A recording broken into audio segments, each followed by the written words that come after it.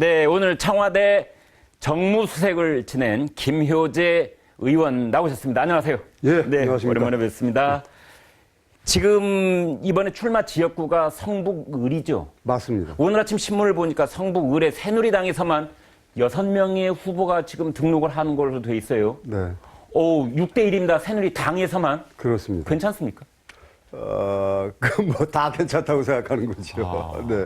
6명 6대1 경쟁 자신 있으세요? 이렇게들 말하죠. 마누라 바람난 거 제일 늦게 하는 게 남편이고, 후보 떨어지는 거 제일 늦게 하는 게 후보 본인이라고요.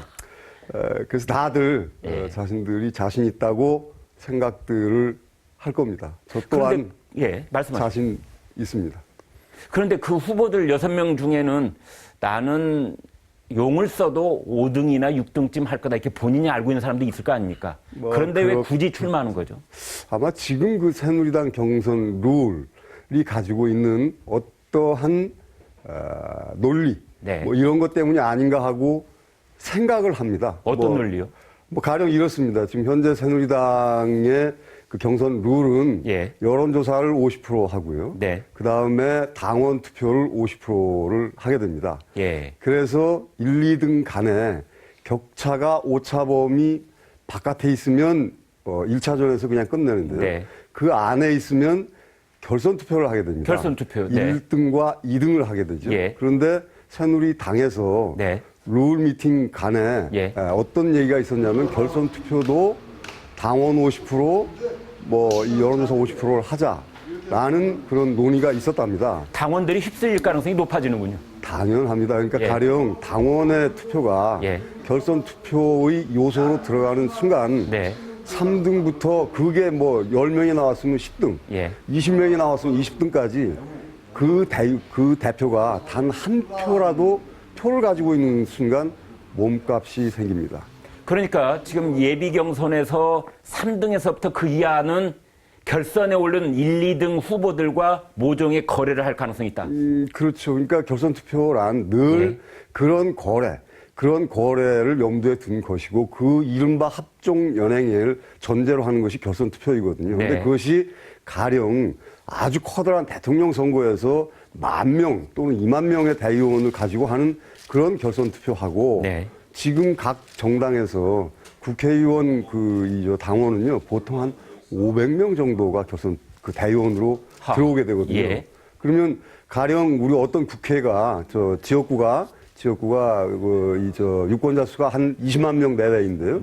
20만 명의 대의를 500명이 쥐고 흔들게 되는 것이죠. 그러면 만약에 거래를 하게 된다. 우리가 거래 그러면은 돈하고 자리 이것 말고 또 있습니까? 그 두 가지입니까? 그 이외에 없죠. 돈이 실제로 오갈 가능성이 있다. 가장 이상적으로 보자면 어떤 정치적 노선이겠죠. 그러니까 3, 4, 5, 6, 7, 8등이 1등과 2등이 내세우는 정책 또는 정치적 노선 그런 거에 나는 1등에 동의하겠다. 나는 2등에 동의하겠다. 이런 것이 정치학 교과서에 나와 있는 것이고요. 정치 현장에서는 그런 일은 매우 드뭅니다. 김 수석께서는 지난 연말에 이명박 전 대통령이 이런저런 행사에 모습을 나타낼 때 바로 가까운 거리에 역시 사진에 많이 등장을 하셨습니다. 김효재 전 정무수석, 이명박 대통령 당시에 청와대에서 일을 했기 때문에 친이계다들 이렇게 얘기를 하고 있는데 친이계 현재 지금 맨 선두에 있다고 생각을 하십니까? 그게 선두냐 아니냐의 문제는 아니고요. 이명박 대통령과 제가 가까운 것만은 그건 사실이죠. 왜냐하면 이명박 대통령 시절에 제가 그분을 정무수석으로 모시고 있었기 때문에 그건 당연한 것이라고 보고요. 다만 저는 친이냐 친박이냐 하는 그 용어에 대해서는 좀 거부감이 좀 있습니다. 왜냐하면 가령 이렇습니다. 제가 이 대통령을 따르고 좋아하는 것은 뭐냐면 이분이 추구했던 어떤 국정 철학의 어떤 부분들, 가령 녹색 성장이라든지 중도 통합이라든지 또는 이 치산 치수의 문제 이런 국정 운영의 철학에 제가 동의하는 것이지 어느 개인의 그게 추종하는 것은 아니거든요. 그렇기 때문에 친이 친박 무슨 게 이러는 것은 한국 정치의 퇴행성을 저는 부추기고 있다고 보기 때문에 그런 것들에서 가령 지금 박근혜 대통령이 추구하고 있는 남북 통일 문제는 저는 동의하거든요. 그런 어떤 철학, 가치 동맹적인 일이라면 그건 저는 뭐 이 대통령과 얼마든지 가깝다고 얘기하고 하지만 그것이 그런 것들이 매몰된 상태로 사상된 상태로 누구와 가까우냐 가깝지 않느냐는 것만 따진다면 그건 우리 정치를 너무 뒤로 돌리는 것이라고 저는 생각하고 있습니다. 김수석께서 지금 말씀하신 그 말씀에 누가 토를 달겠습니까? 그런데 오늘 아침 조선일보 일면 톱을 보면은 이번 총선에 대해서 이런 말 저런 말들이 많지만 결과적으로는 4개 계파가 지금 총선으로 치닫고 있는 것이 아니냐. 4개 계파란 친박이냐 혹은 친박이 아니냐. 야권에서는 이제는 친노냐 친노가 아니냐. 그렇습니다. 여야를 할 것 없이 4개 계파다. 이렇게 분석을 내놨어요. 동의하십니까? 네, 맞습니다. 현실은 뭐 우리가 이상적으로 정치를 어떻게 느끼고 보느냐, 어떻게 하고 싶어 하느냐, 이런 거하고는 관계없이 지금 현실은 그렇게 흘러가고 있죠. 그러니까 모든 분석도 그 틀에서 이루어지고 있고요. 네. 지금 야당 쪽에서 이제 안철수 신당 이 바람이 지금 호남을 중심으로 해서 불어와서 네. 지금 수도권을 넘보고 있는 상황이다. 그렇습니다. 이렇게도 있고 어제 네.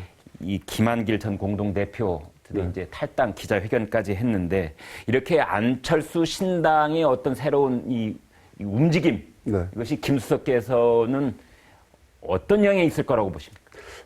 수도권의 지금 그 출마자들은 이렇습니다. 저희 지역만 해도 네.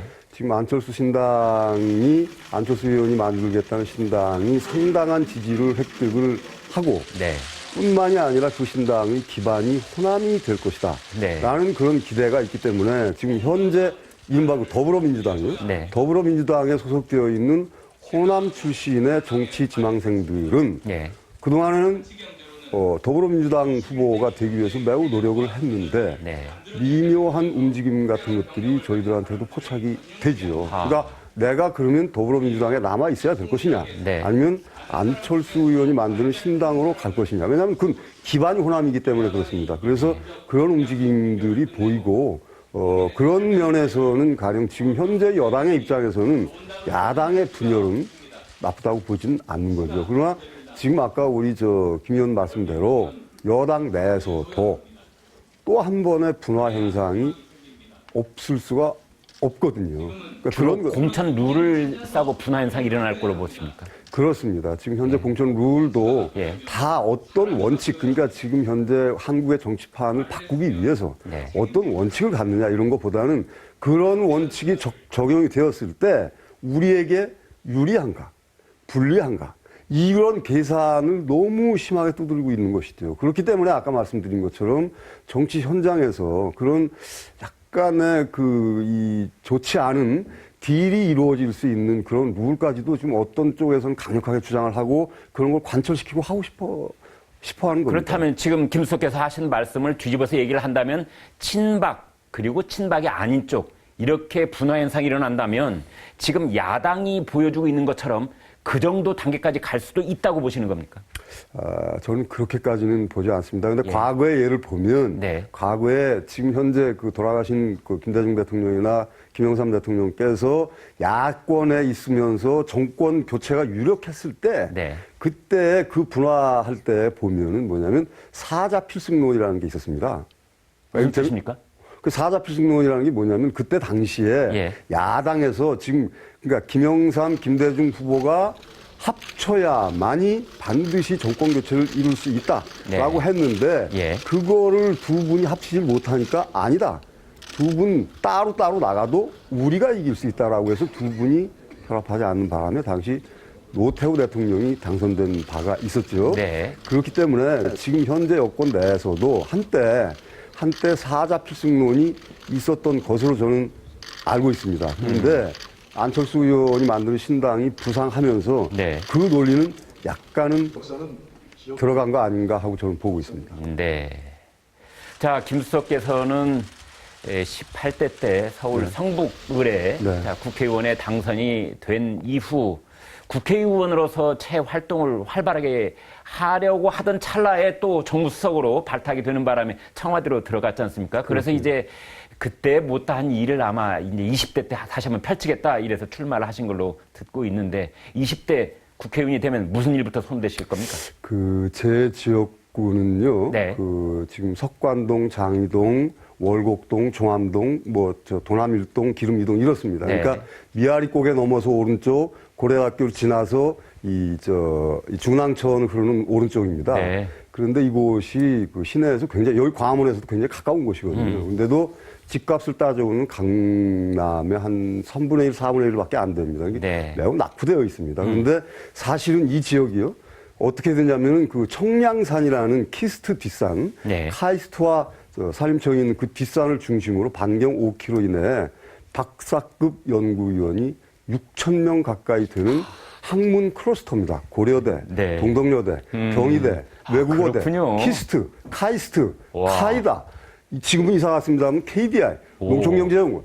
어마어마한 연구원들이 모여 있는 곳입니다. 그래서 지금 그분들이 이런 그 박사급 연구위원들과 지역과 뭔가를 연계시키고 싶어 하는 움직임이 있습니다. 있는데도 불구하고 이게 정치와 행정, 그리고 각종 이런 규제 이런 것들을 풀어주고 맺고 해야 되거든요. 그래서 네. 지금 홍릉 포럼이라는 그런 과학자들 사이에 포럼이 구성되어 있습니다. 특히 염재호 고대 총장이 취임하고 나서 이런 것들이 지금 활성화될 움직임을 보이고 있는데 여기에 가장 중요한 게 예산과 행정에 막힌 곳을 뚫어주는 겁니다. 네. 이거는 그야말로 국회의 논리 그리고 정부 운영의 논리를 아는 사람이 아니면 하기 어려운 일들이죠. 그래서 우리 성북구를 이제 대한민국의 브레인 클러스터로 만들어 맞습니다. 바로 그 브레인 클러스터로 만들고 싶고요. 또 하나는 저희 지역이 석관동과 장이동을 포함하고 있는데요.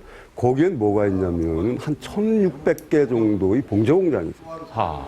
여기가 사실은 아마 우리 김 의원님 잘 아시겠지만 동대문에 지금 패션타운이 있지 않습니까? 네. 거기 가면은 중앙아시아와 러시아 분들이 굉장히 많이 와 있죠. 거기에 배후기지가 바로 저희 성북구입니다.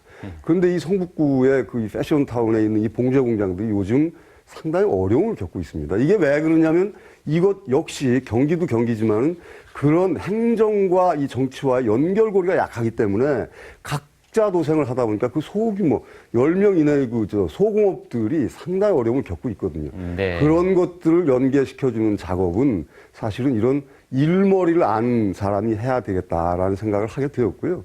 그런 걸 꼭 좀 하고 싶습니다. 예, 지금 김수석께서 하신 말씀은 사실은 성북 을에만 해당되는 말씀은 아닐 거고 전국 각지에 246개 지역구마다 저런 비슷한 지금 난맥상이 있을 거고 아마 김수석이 여의도에 진출하게 되신다면 성북 을뿐만이 아니라 전국적 차원에서 저러한 이 막혀있는 혈로를 좀 뚫어주는 그런 입법 활동을 해 주시기를 부탁을 드리고 싶습니다. 지금 저 카메라 감독님, 우리 김수석 신발 잠깐만 카메라로 좀 비춰봐 주시겠습니까? 저만 혼자 보기가 그래서 오른쪽 발 좀 이렇게 내밀어 봐 주십시오. 아니, 등산화를 신고 오셨어요? 등산화 신고 다니십니까, 요즘? 지금 지역구 행사에 나가려고 하면은 뛰어댕겨야 되고요. 그리고 아침에는 아침 운동 하시는 분들을 만나러 댕겨야 되는데 사실은 가면서 이 잠바를 걸치고 가도 이 단정하게 넥타이를 매는 것은 그분들에 대한 예의인데 그냥 일반 구두를 신고 다니면은요 걸어다니기가 매우 힘듭니다. 그래서 이렇게 약간 좀 우리 여성분들이 보면 패션 테러리스트라고 그럴 만도 한데 편의상 어쩔 수가 없습니다. 알겠습니다. 오늘 신통방통 첫 순서 통피풀 김효재 전 청와대 정무수석 모시고 말씀 여기까지 듣겠습니다. 고맙습니다. 네, 감사합니다.